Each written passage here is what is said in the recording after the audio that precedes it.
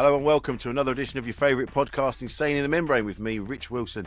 And this week I'm joined by brilliant comedian Ola Labib. Hello. Hello. How are you?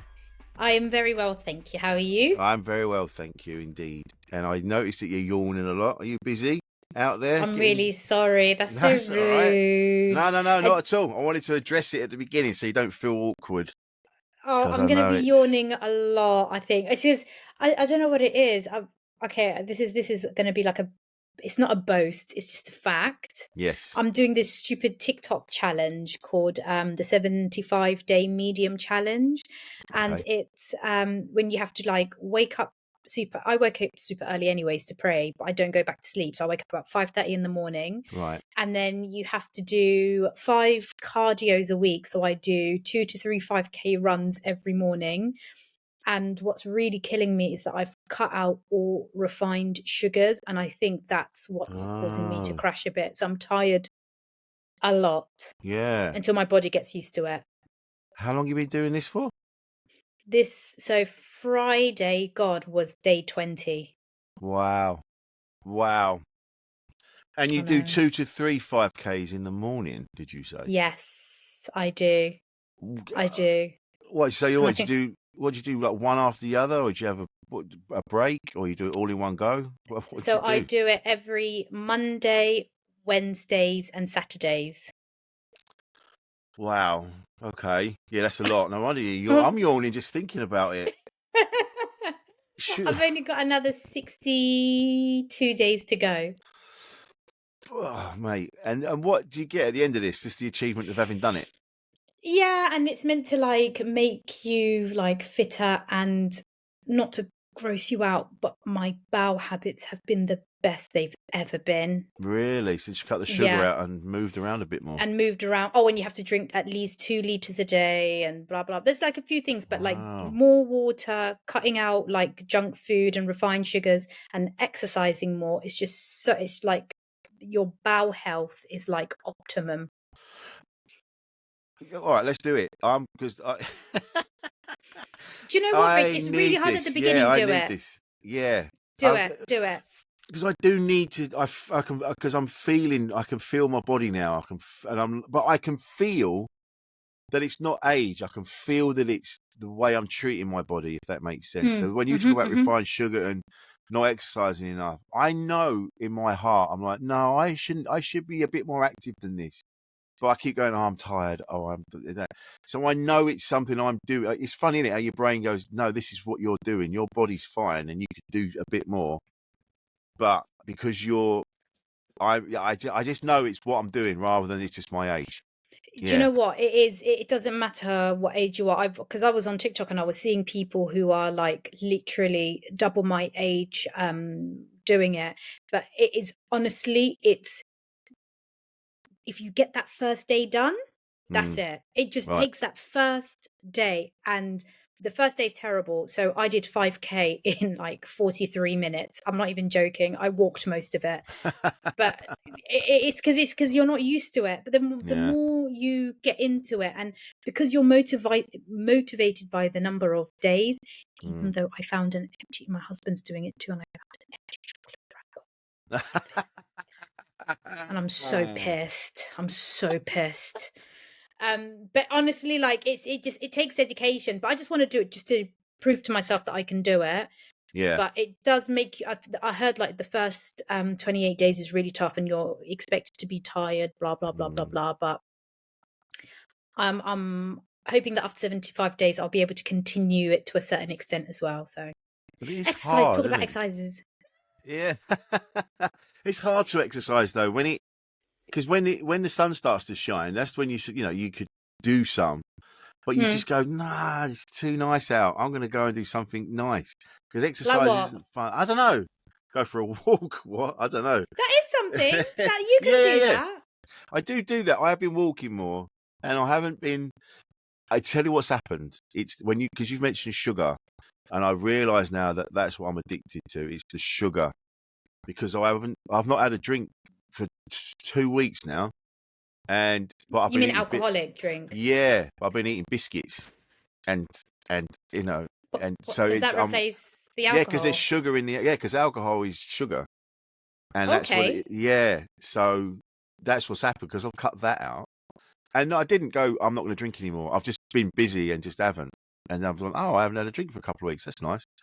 But I realised I've been eating biscuits and just like yesterday, I took my little lad out, and then Kate joined us at the park, and she just went, "Why is there a box of flapjacks under the under the pushchair?" She said, "Did you give him a flapjack?" I went, "No, that was me. I didn't even realise I bought them." You know, they always talk about healthy substitute, but I think that's like garbage. They're like, oh, if you're craving sugar, have 7 grapes. And I'm like, it's literally not the same thing. Don't even lie to me. Or they'll tell you like protein bars, or they'll tell you, but no, it doesn't make a difference. No. I did it quite soon after Ramadan anyway, so my body was already in fasting mode, in cutting out stuff mode anyways. Yeah. So it wasn't too hard going from fasting for a month to this. It didn't really, No, it that made it makes easier yeah. basically, yeah. And that's why I timed it that way. Yeah, I But didn't oh, think your about that. viewers Of don't want to course. hear about healthy eating and bloody running 5K. I like hearing myself talk about it, but yeah. Well, I think if you talk about it, and it spurs you on to keep doing it, doesn't it? It's that it kind of pushes you. It does, it does, it Yeah. does. It's like self-motivation is probably the most difficult thing. I'm like the queen of procrastination and distractions. Yeah. So I feel that doing this kind of, no, it hasn't helped. Just chatting shit at this point. It hasn't helped at all. It hasn't helped. I like your use of language as well, because I think it must be growing up with the religious people I was surrounded by. Like if you swore and did that, it was like, how dare you, in front of God and all that sort of thing. But you're kind of like, yeah, shit, piss, whatever. Yeah, so yeah, I do try. I'm not even gonna lie. Shit is a little bit pushing the boundary a little bit. Yeah. It's not too sweary, but I do like I'd say post Ramadan, and Mm, I went to Mecca just before Ramadan, right. and I've told myself like, it's not, when you do fasting, is you're not just stopping like eating, and it's like behavior as well. So quitting Oh, things that are like not pushing your faith. So when you're fasting, you can't like swear, you shouldn't get angry, you shouldn't gossip, you're cutting out all things that are bad. So right. I've done better. So now I don't swear on stage. I used to like be quite thin, but it just doesn't look right. I don't feel right. Like it's not that, it's not only because I'm Muslim, but I'm Muslim presenting. I've got hijab Mm, on, so like I feel that, and I do agree that I've got a certain, I represent a community, so yeah. I want to represent it as positively as I possibly can. So I have taken extra precautions to Mm. be more honed in. Let's put it that way. Yeah. But I think I mean, while when we were talking, and we were just, it was just, if anything, I thought it was like, oh, so being Muslim and you can swear. This was going on in my head while we were chatting, and I'm like, oh, that's cool. Like you can swear and you can just be yourself, and it's quite nice actually. It kind of put a different light on it for me in that respect, if that makes Yeah, sense. we're human at the end of the day. We're Yeah. human at the end of the day. Like even non-Muslims, they don't want to be effing and blinding all the time, because that's a kind of a reflection of what people will think of you. So if you see someone who's like effing and blinding every 2 seconds, regardless of who it is, you're going to have like a certain perspective of who that person is, kind of. So Yeah. I do like, regardless of faith, I want to try and do better. Mm. But I'm still human at the Yeah, end of of the day. course. Like, I'm just me. Islam is not my whole identity. I still have, I think that's the problem with, I think specifically comedy as well. I think, and this industry that we're in, that, um, you're kind of like, your appearance is your character. The way you speak is your Yeah. character. So if you've got a Cockney accent, you're not just, Rich Wilson, the funny comedian. You're the Cockney Rich Wilson who blah, blah, blah, blah, blah, blah, blah. So, yeah, I think when people see me doing comedy, I never kind of expected it to be that. Yeah, I've got you. But unfortunately, whether I like it or not, that's what I'm going to be labelled as. So when I first started doing comedy, people thought all I was going to talk about was like, being a Muslim, being a hijabi. But I spent the first 6 months of my open mic career telling Lord of the Rings jokes, and literally people are looking at me like is that what you're about? Yeah, does she know what she looks like? I find it, it's funny because people's faith, like that's sort of irrelevant to who you are. It's like that's that what you believe is what you believe, but so you should be able to talk about the Lord of the Rings, and we just go, oh yeah, okay, that's cool. We shouldn't be sitting there going, yeah, but she's Muslim. So I suppose that's what her life is about. Yeah, I guess it plays into what the propaganda we're fed. Yes. So we've got the stereotypes in our heads. So when we see someone wearing a hijab, you sort of have this sort of internal conversation. We go, oh, they're a Muslim. Okay, so what do we know about Muslims? And you go through this whole thing while you're sitting there going, and then they were looking for this ring, and then this monster came down, and blah, blah, blah. And we're all going, yeah, but and then she has to do that thing. And this all goes on at the same time while you're talking to us about Lord of the Rings. And you realise that what difference does it make? Like we've just said, your faith is your faith. It shouldn't do. It shouldn't do. And then, like, when you don't talk about it, people are like, I don't know. It's such a strange place to be. It's such a strange place to be. Sometimes I look at like musicians, for example, like in Kneecap, the guy who wears the balaclava, so that no one knows what he looks like. I'm like, should I have started my comedy career like that? Should I have just worn a balaclava and no one knows what I look like? Because, I hate saying this. I used to work in telesales, and people never knew what I looked like on the phone. Like a lot of people would be like, oh, you've got a white voice. And I was like, oh, what does that mean? Wow. So, oh God, I got it a lot. People were like, oh, you can switch your white voice off now. And I was like, oh, wow. Okay, I don't know what a white voice is. But I could just imagine if I was to I might do that actually. That'll be interesting. Yeah. I might do a few gigs in a balaclava. But do you not do, so you've got your hijab. What's because there's the full face one. Oh, this one.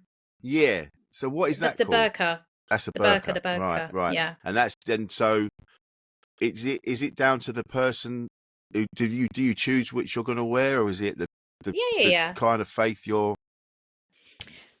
So wearing a burqa or burqa is like it's completely up to you which one you want to wear. Some people feel that it makes them closer to God, and some people think that like their body's theirs, and they don't want they find, some people believe like they'll get sexualized even on their face. And obviously if you're hot, of course people are going to think you're fit.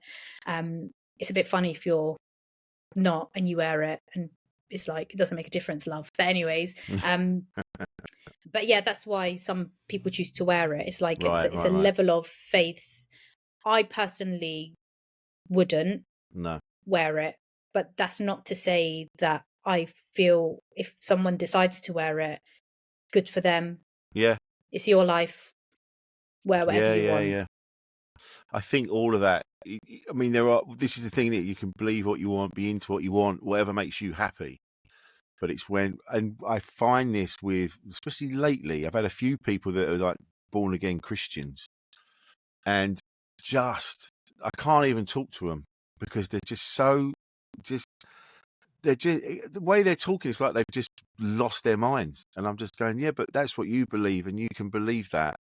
But don't ever go at me, because I'm looking at you going, I don't really believe that. And this is with the Christian people that I've met, and I find like with the people that are Muslims, it's a very different vibe. It's kind of like you're doing your thing, and you're cool doing it, and it seems a bit more. I don't know. This is just the experience I've had. So I You think know. with every faith, Yeah. you do get those who are a bit preachy and Mm. who preachy. Let's put it like that, Yeah. preachy. But my belief is, I believe that you are a reflection of your faith, and I believe that that if someone has a question, answer it. But the best way someone can learn about your faith is through you as a person and your character. Mm. So I don't know, for example, if let's say, for example, whenever I go to gigs, for example, and it's prayer time, I'll be like, oh guys, is there somewhere I can pray? If there's Yeah. not in the green room, I'll be like, oh, do you mind if I just pray in the corner?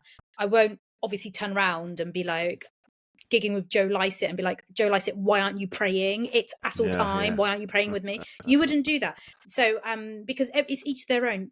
You're not Muslim, like you're not practicing. Even if you are a Muslim, I'll do me. So I will do me. And if someone's like, oh, by the way, what is that you're doing?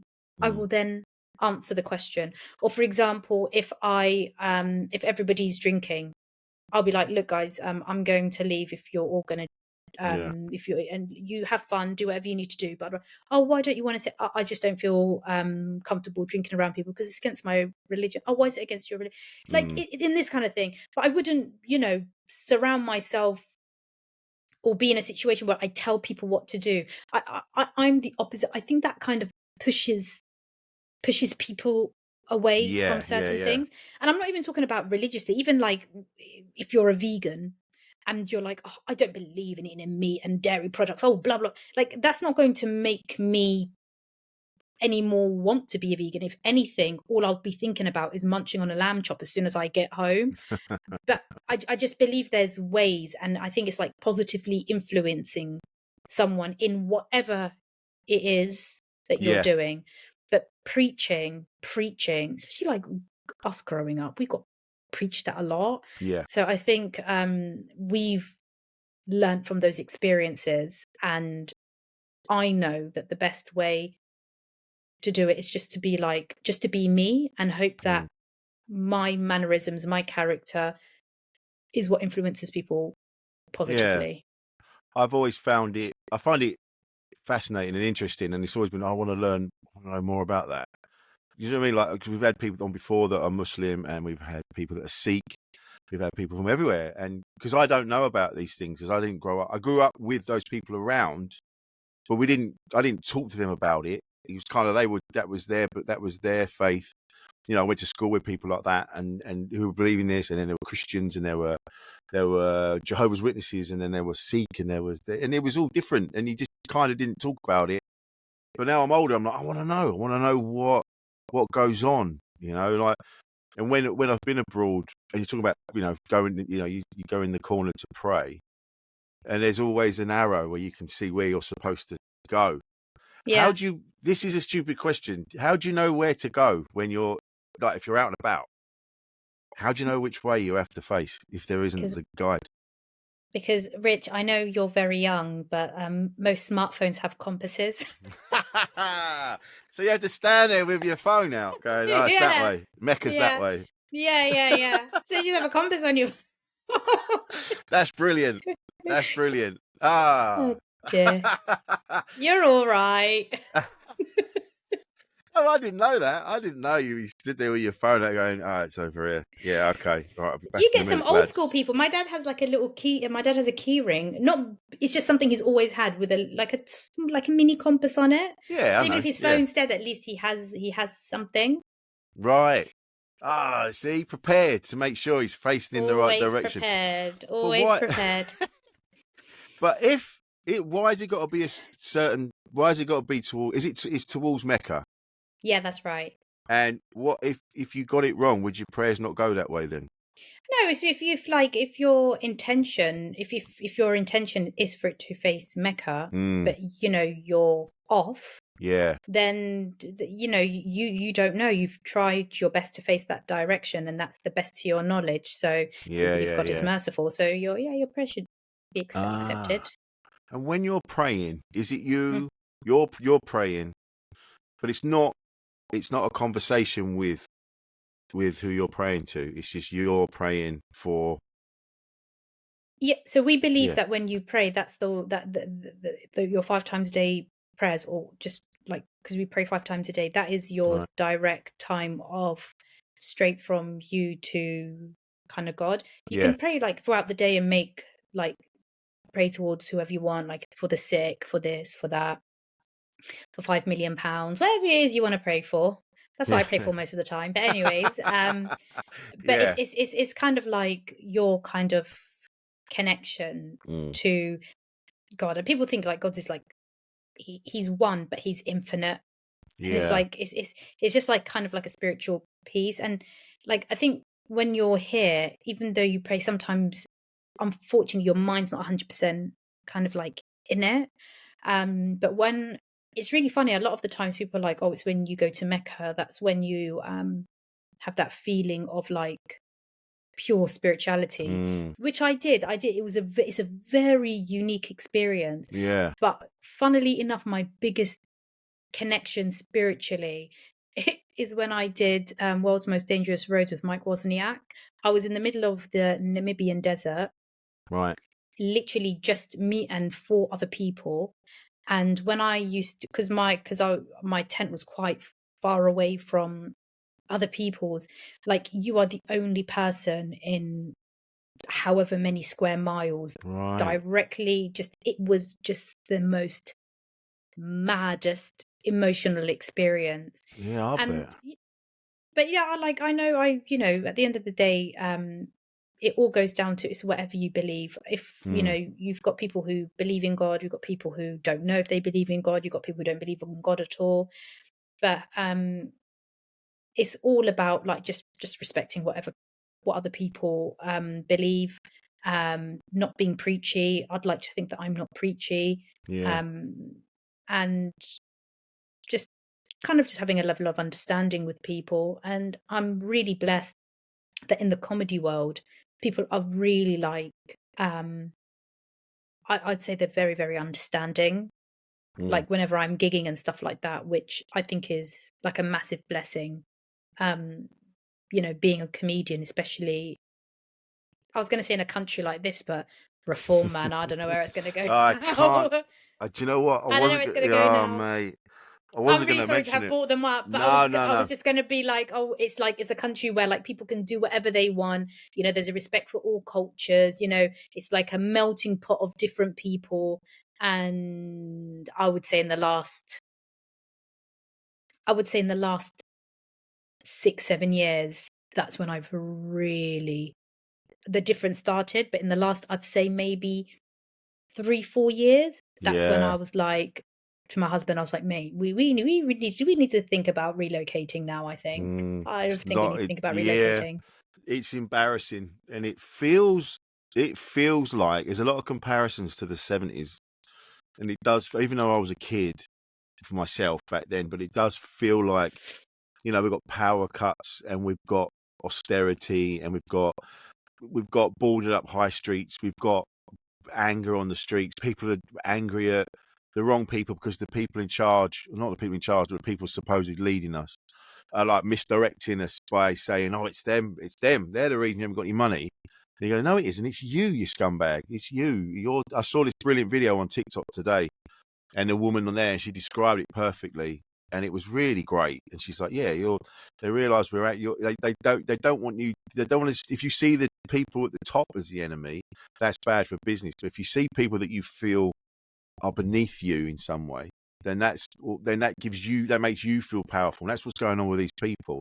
They're made to feel like people that are escaping war-torn countries and trying to get to us on a boat. Oh yeah, that's the enemy. They're the ones. They're getting all the benefits. They're getting all this, getting all that. And you're like, it's such bullshit. It's such bullshit. It is bullshit in 3 aspects personally. So number one, I'm from Sudan. I've got my direct family in Sudan, who are currently experiencing a war, a famine, and a genocide. Right. And this is something we see firsthand. So when people are like, oh, it's not even war torn, it's not even war torn, this is something that like is affecting me directly. So I can Yeah. tell you categorically what they're saying, it is literally happening as we speak. Wow. Number two, I work for the NHS. I work frontline. So all these people who, and I've literally had people. I usually work in Costa, like I live in Portsmouth, so you can imagine how many reform voting kind of people are here. And I've interrupted their conversations where they're like, oh, these foreigners coming in, they're getting first appointments at doctor's surgeries.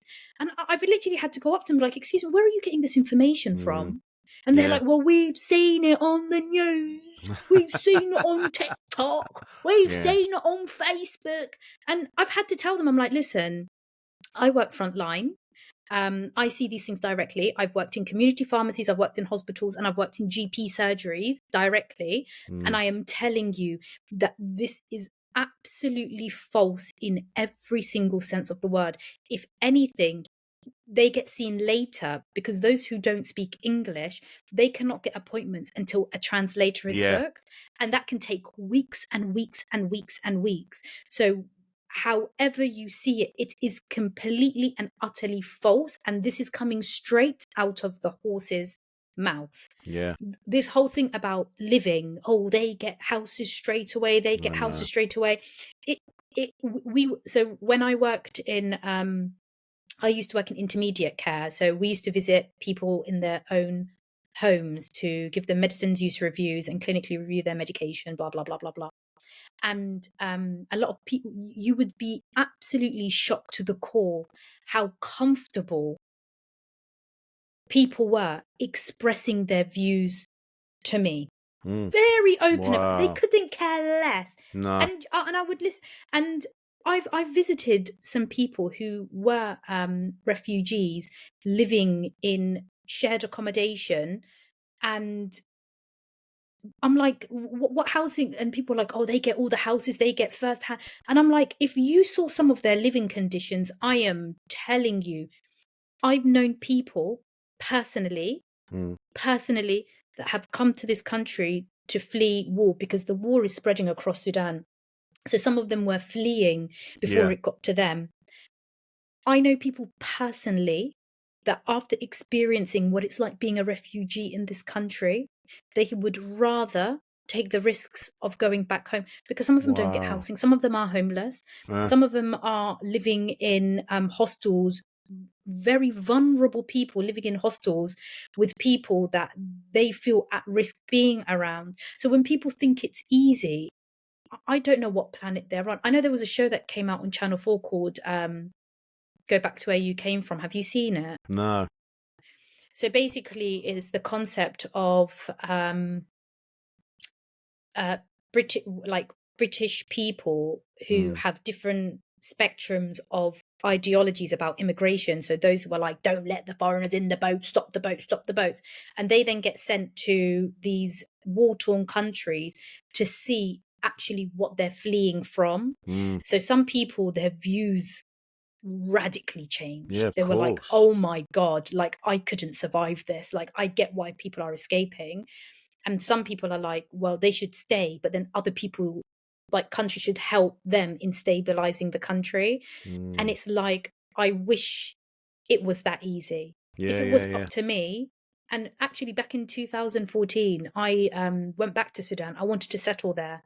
But it was so unstable and it was so difficult to find work out there as a British citizen, which is absolutely crazy in itself. But I just put it this way. I swear to God, I find it worse now as a Muslim woman than I did post 9/11. Really? Yes. I don't know if it's because I was a lot younger and maybe I didn't see as much. And there was like no social, outing my age now, but there was no social media and Facebook. There was nothing like that back then. So maybe that's why. But social media propaganda and has just made it an absolute cesspool. Like people are interviewing reform voters and asking them, they're like, do you want to privatize the NHS? Absolutely not. The NHS is the number one thing. Okay, so why did you vote reform? Do you know what they're saying about the NHS? Have you heard what Nigel Farage has been saying about privatising the NHS and you having to pay for GP appointments? Mm. Do you know the blessing of having free prescriptions, or if you do pay for your prescriptions, only paying £9? It's a lot of money, don't get me wrong. £9.90 per item is a lot of money. But to think that some people are on life-saving medication, blood thinner, like some blood clot thinners, that on a prescription you're paying £9.90, but if you're having to pay the full price, you're looking at about £60 a box. Wow. So you don't know what advantage you're living under. That Yeah. could be taken away from you. But because your main priority is immigration, stop the boats, these foreigners are doing X, Y, Z, you're actually taking away of what truly is the problem in this country. Yeah. Well, that's what they're doing. That's why they do it. That's why they're blaming it on people coming here from other places. That's what they're doing, and because they know that there's that anger there, and it's racism. Let's just say what it is. Brexit was a racist vote. Reform, that's a racist vote, and it's always the same people. You see them. It's so, and it's, I know it's stereotypes, but it's always like, I want my country back, and I want that, and you go, right, one, you ain't got any hair, you ain't got any teeth. So because hatred, and that's because of the current government, you can't get hold of an NHS dentist. You can't get a dentist. You cannot get a dentist. You can't get a dentist. You can't get a dentist for the life of me. Oh my days. It's like 50 quid just to go. And that's an immigrant's fault. It's because the dentists are they get more incentives to go private than they do to go NHS. So they go, I'm going to go private then. So we're all going to end up with wooden teeth. This part of me wants it to go right. Do you know what? I want it. Do you know what? I want it to fall apart, and I don't want it for my family, but at the same time, I want it so that everybody when there's no running water, when there's no heating, when there's no food, and you've got to fight your neighbour for it, and where I want that to happen, to go, see, this is why these people come here, and now you're going, oh yeah, well we're going to fuck off to Malaga to the villa. Go, it's exactly the same thing, you dickhead. It's like, oh, it's not working here, so we're going to fuck off. It just blows my mind. But you're right in saying, like, let's see when revoked, because I hate to say it, but I think they will win. I think they will. But let the boat stop, for argument's sake. Let the boat stop. Let immigration stop. Let the boat stop coming in. Watch everything crash. Watch the NHS get privatized, and I want to look them in the face and be like, okay, you've got what you want with immigration. Who are you going to blame now that you're paying £35 to go see a GP? Yeah. That you're choosing between the food you eat for the week or the tablets you're going to take? Yeah. That there's going to be there's reduced jobs in the UK. There's reduced there's not enough doctors. Doctors aren't getting jobs. Okay, let's send all the immigrant doctors back. That means there's going to be a massive cut in consultant positions. Yeah. You're going to have to wait a longer time because we're going to have to retrain the doctors that are British that are finally getting jobs. It doesn't. I'm not a politician, by the way. I'm not here to be like, oh, I got all the solutions. I'm not a politician and I don't know enough. The only thing I can categorically 100% tell you that we, as people from immigrant backgrounds, that my parents who came here in the 80s and immigrants who are working in the UK today and these reform voters, I promise you, we are angry about exactly the same things. We are not happy with how much heating is costing. We're not happy about how much council tax has gone up by. We're not happy about how much we're getting taxed. We're not happy about NHS waiting time. We are literally united in the fact that we are angry and upset at exactly the same thing. The only difference is we are both blaming people, but one of us is blaming the wrong people. That is the only difference between the two of us. Yeah, true. That's so true. And they're so blinded by hate that they can't see that. They just can't see it. The amount of videos that pop up and it's just another bloke in his Union Jack pants singing "So Sally Can Wait." It's whatever. I love that song, but okay. Sorry to Oasis. I just remember being somewhere and it was in Essex and that was blaring out. And I looked around, and everyone was screaming it, but they all looked the same. It was like a sea of just bald heads and hatred, and you're like, nah, okay. Why are they all bald, Rich? Huh? Why are they all bald? Why the I don't bald? know. What is it? I think the anger shakes the hair from their follicles. Oh, is that what it is? I think it's because they're so angry, but it just opens it up, and then the hair just falls out. And then they're because they're gritting their teeth as well. I think that's what they grind them down. Out. Yeah, they're just so angry. Save the statues. You go, mate. What? Pretty soon you're not going to be able to save anything because it's just going to be gone. So everything's going to be gone. Yeah, it's all going to be gone, mate. And then I need an ambulance because I've been bottled outside the pub. Well, let's check your bank balance first, see if you can afford it. £300 is going to cost you to get an ambulance if you don't have private health care. That's how much it's going to cost you. And you can't get an Uber because there's no drivers, mate. So what are you going to do? They've all been sent back. Is that what it is, mate? My God. My God. Oh, we're getting to the bottom of it now. That's it. We've cracked it, Rich. We've cracked it. In the space of what? 20 minutes? We're doing all right. I used to worry about posting things. I was like, because there was a couple of times, especially in the lockdowns, I got pissed and I said a couple of things on Twitter, and there was a couple of times I got piled on. I got privately messaged actually by a couple of comments going, I see your point, Rich, but you can't really say that. I think I'd said something like, I'm struggling to give a shit about Boris Johnson being ill, or something like that. I think I knew he didn't have COVID. I think I had that in my head. He was lying, and I tweeted it, and then he goes, mate. But now I'm like, no, fuck yeah. If you're following me and you don't like what I believe, there's the people that believe that what's going on in Gaza is right. You go, are you fucking kidding? You're blowing up kids in their beds, and you go, what? And they're all terrorists, are they? All potential terrorists, and you just go, I can't even be around you. So if you unfollow me, I wouldn't want people to. Yeah. Oh God, I really the thing is, nowadays you post about it and you get shadow banned anyway, so no one's going to see it anyways. But I'm not so when I do my tour show, when I did my last tour show, I wore my kifaya, the Palestinian scarf. And some people were like, oh, you shouldn't wear that, comedy's not political. And I'm like, my comedy is about my view of the world, and that whether I like it or not, I am political. Whether I like it or not, even if I don't want to be political, I could be talking about Lord of the Rings. Yeah, but it will still. But just the way I look, I'm automatically political. It's a metaphor. Yeah, exactly. So I just I say it how it is. Free Palestine, free Sudan, free the Congo.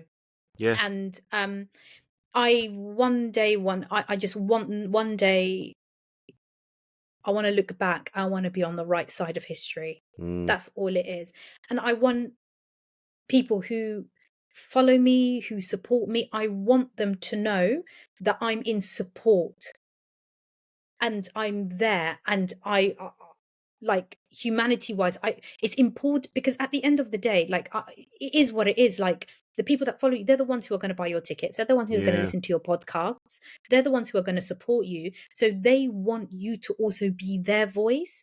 And a lot of people are like, well, we shouldn't be under pressure to do that. And I'm like, well, whether you like it, that's your choice. But if they then kind of distance themselves from you and don't support you, you can't get mad. No. But I do think with our platforms, it's important that we show solidarity to the right things. Yeah. Well, it's innocent people on all sides of conflict. Every conflict.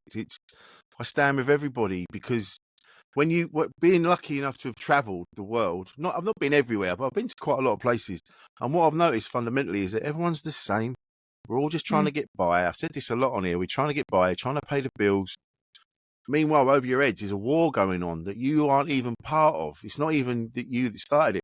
It's the people in charge of everything that are just so hell-bent on power and money. And they go, oh, we're at war with blah, blah, blah. I go, I'm not at war with them. I'm not at war with anyone in Sudan. I'm not at war with anyone in Gaza. What are you on about? What is this bullshit you're talking about? Like with Ukraine and Russia and there's Russian people that I know, and they're like, yeah, we didn't vote for any of this. Like, we don't want this to be happening. And you're, it's just innocent people. There was a picture. I said this before. It was the first time that it made me realise, oh shit, this could happen anywhere. And it was a woman's hand, and she had her coat on, like like you get old pictures of the war, like in the Second World War in this country, and they're all from. So that's like 80 years ago, wherever it was. This was a woman in a coat that you could buy now, and her hand was just in the street. They'd all been killed, unfortunately. And her hand, they zoomed in on her hand, and you could see she had brand new nails. And you're like, that woman the other day, she went and got her nails done. She probably had her hair done. She was just on her way to work or wherever she was going, and then that happened. And Where was this? This was in Ukraine. And you're going, holy shit! That's just someone going to work. That's just someone doing they were in the nail salon 2 days ago, and now they're there. And it made me realize, like, wherever you go, Sudan, Congo, wherever, on the ground, normal people just doing normal things, going about their business, and the people that are supposed to be in charge and leading us to better lives are just fucking it up, just for power and money. Whenever you hear the government talk about, especially from COVID, they're always like, oh, let's get the economy back on its feet. Let's get the country back on its feet. They never said people. They never once said people. They always say the economy. They always say the country. It just blows my mind because, you've got these billionaires. I can't remember who he was. He owns one of the football teams. And they said if he was taxed the way we were all taxed by law, the money he made was like the equivalent of paying off the NHS's debt by a certain thing. Like, it was some insane amount of money. Yeah. And, he's got his tax, he's got offshore like tax things or whatever, or havens and stuff like that. And it's just like, these are the people you should be angry about. Yeah. Not Dr. Ali Hussein, who's on his 16th hour of heart surgery trying to save your nan's life. That's not the person that you should be angry about because he's got a job that somebody, I don't know, who you want to have that job. Like, it's just crazy. It's just so crazy to me. And even though I was born and raised in this country, my parents were working class. We didn't have a particularly amazing upbringing. My parents really struggled. And my parents always wanted us to work in healthcare. Doctors, pharmacists, nurses. Like, they wanted us to work in healthcare, and we hated it. It's something I never wanted to do. And like, my parents always had this mentality that we are not wanted in this country. This is going back late 80s. He's like, we are not wanted in this country. He said the only way you will feel wanted in this country is if they see that you are helping their people. If you are helping them, they will appreciate you. And we grew up thinking that. But actually, no, my brother's a doctor. I'm a pharmacist. My sister was studying pharmacy. Like, we were all in the healthcare. I say business. It's not really a business, is it? In the healthcare slave labor, more like. But it doesn't make a difference. It literally doesn't make a difference. No. They literally don't care. They couldn't care less if I save their whole family from whatever. It's got to the point that even if you're born and raised in this country and you're a taxpayer and you save lives, you don't feel welcome here now. No. Maybe once upon a time you did. Maybe in the early 2000s-ish, it was a good time. Now, no. It doesn't matter what you do, you just don't feel welcome here. Which is a shame, because we've talked about this on here before, where you need some influence from other places to spice things up a bit. You know what I mean? You get introduced to different cultures, so you get introduced to different food, different music, different clothing, different things that then spice up your life and make you feel, it makes things more interesting to get influences from everywhere. That's why it's great that you're able to travel and have a look around. And I find that the people that haven't traveled and haven't done that or haven't looked around, they're the ones that are missing out. You're missing out. And it's a They're not just shame. missing out, but they think that like only people come to this country. I'm telling you categorically, in Sudan, there's a lot of British people. Really? And that's the first thing. And the second thing, not only is there a lot of British people working there in companies, because there's oil, there's gold, there's natural resources, there's a lot of British companies in Sudan. Not only is there a lot of British people there, they are the richest and they are living the highest lifestyle. Really? So we come here and we work NHS jobs, cleaning jobs, manual labor jobs, factory jobs. We're one of we don't come here and we're super millionaires, which is a reason for you to be angry, who are avoiding tax. No, we're working class just like you. But you who go to our countries, you don't pay tax. You are living lives while us, the locals, as you call us, we are like bottom. We are like bottom of the barrel. A lot of us. So you have to look at it from both points of views. It's you are the British that are going to live in Spain, the British that are going to live in Greece, the British that relocate and live in different countries. You're doing it. You're doing it too. Yeah. That's You're true. doing it too. But they don't see it. They don't see it like that. They don't see it like that. So it's funny when you do, because of what we do. Oftentimes we're out late, or you're coming back early in the morning.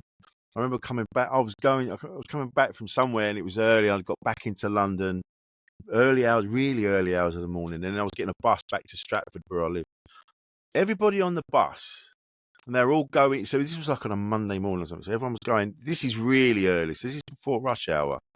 And everybody was either coming, they must be coming back from a job or coming back from somewhere. They were all people from elsewhere, like, or their heritage was that there was very few white people on there.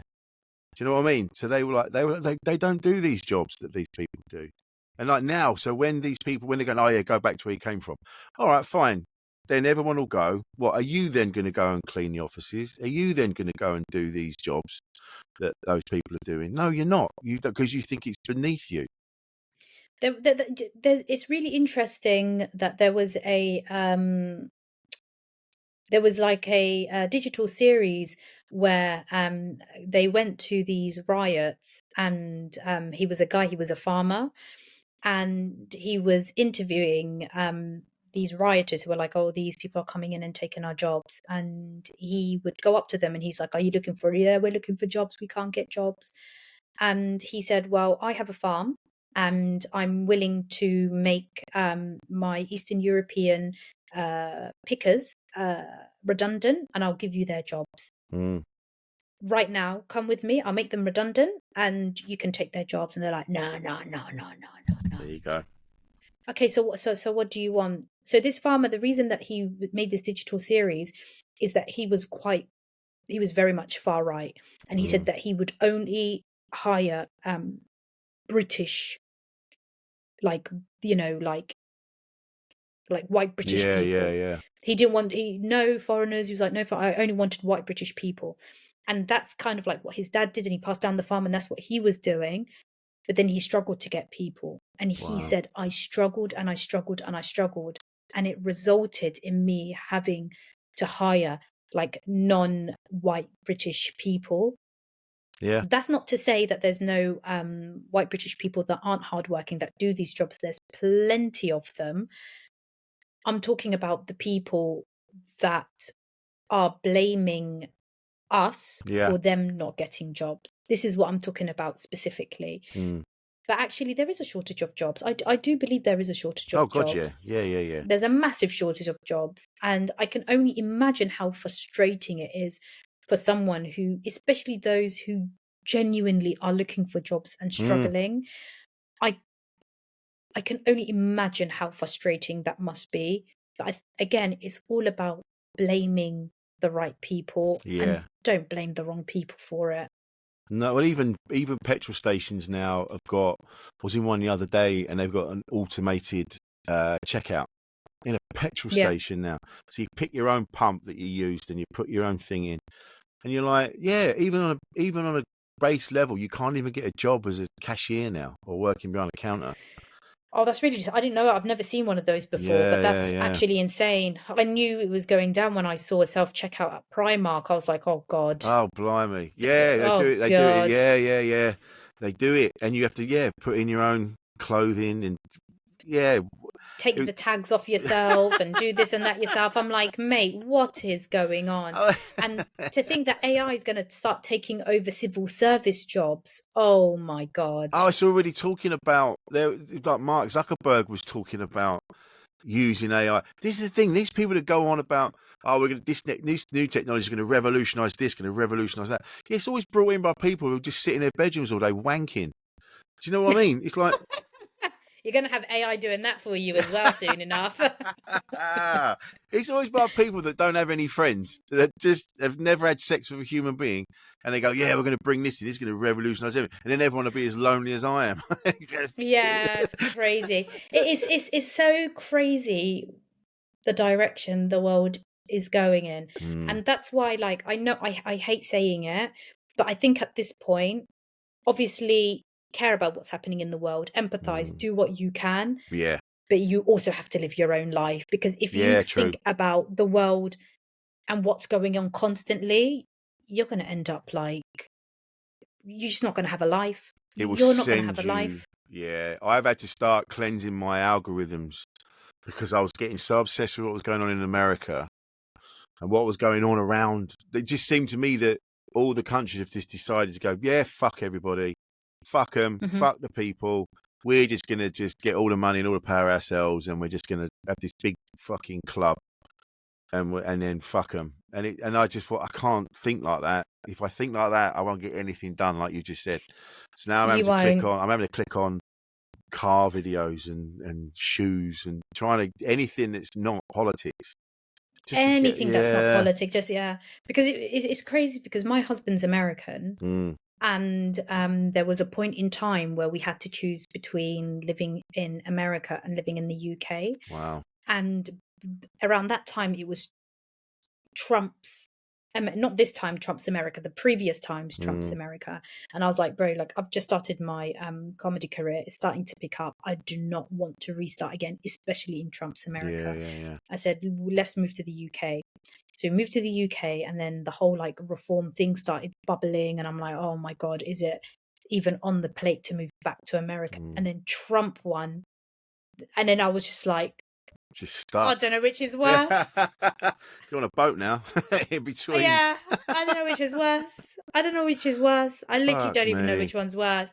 So you don't even know where to go or what to do. So again, that's why it's just so important to, there's nothing wrong with being socially aware of what's going on around you, but at the end of the day, you have to be thankful that you're in a position where even though these things affect you, it's not like in your household. It's not. Yeah. Yeah, that's true. It's a blessing. It's a Yeah. blessing, and there is nothing wrong with feeling blessed and living your life. There's nothing Mm. wrong with that. Yes, there's survivor's guilt.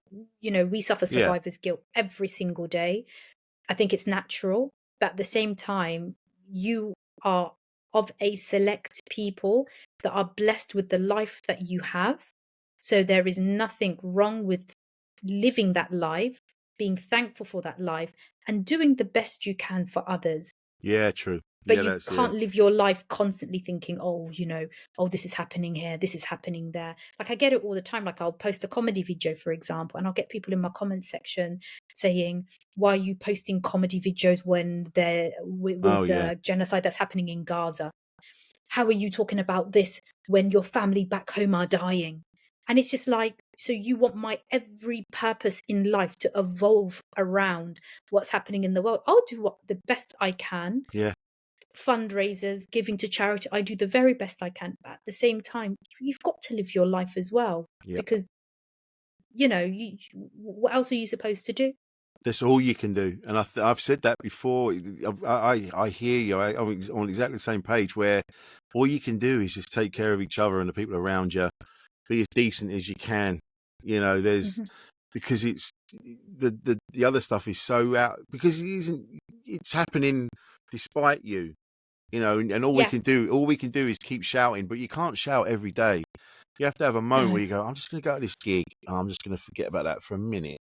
I'm going to go and make some people laugh, and I'm going to have a good time. And I know the other stuff is still there, but I just need to have a minute. You need a minute, and it is a privilege to be able to say, I just need a minute out of all this. And that's the blessing of comedy, man. When I worked in the NHS, you can't get away with it. I used to go from world problems to patients' problems to stress of work. It's literally like my life evolved around different problems, whether it be problems in the world, family problems, patients' problems. It was like a constant cycle of some form of problems, and it was so exhausting. And then I got into comedy, and even if you're on stage for 5 minutes, I swear to God, I can't begin to explain that those 5 minutes when you're on stage where your soul mind is shit. My next joke better land. I better get a laugh. Oh my God, did that offend someone? Like your mind is so set on making that audience laugh that everything that is in your mind in those moments when you're on stage is completely blacked out. And that is one of the best feelings that you get addicted to. Yeah. And I always tell the story of my first gig, paid gig. It was for a guy called... He's a Yorkshire-based promoter, bold with glasses. Silky. He has a gig in... Silky, yes, that's the one. He gave me my first gigs. Yeah. Oh, did he? Yeah, he gave me my first paid gig. Gave me a full 30 quid he did for 10 minutes, which was really good. Like back in those days, that was amazing when you're like a fresh new comedian. Yeah. But I remember my first ever gig was in Harrogate, and it was a Silky gig. And I was so hyped. I was like, he's paying me £30. I have to do my very best. And I remember it was Dan Nightingale that was emceeing that night.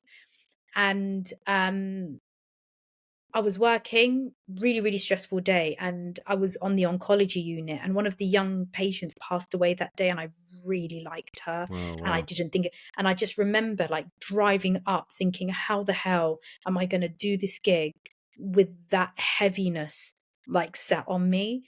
And as soon as it's like, okay, Ola, it's your call time, you're going to be on in 2 minutes, it is absolutely insane that when you look at the audience and you're like, oh my God, that audience doesn't look like an audience that's going to find me funny, how at that in that moment before and in those 5 minutes when you're on stage, how your mind completely switches off from everything in the world. And that is one of the pure joys, the rewards of being a stand-up comedian. Yeah. People say to me, do you get nervous before a gig? And it's not nervous. You don't get nervous as such. It's apprehensive. You want it to go well. Apprehension, yeah. But you're not kind of, you can do it at some point. And then, but I feel more at home on stage than I do the rest of the time, literally just because of what you've just said. Because in those 20 minutes or an hour or half an hour, whatever long you're up there for, I haven't got to worry about bills. I haven't got to worry about that thing I haven't paid. I haven't got to worry about this or that. I'm just in the moment.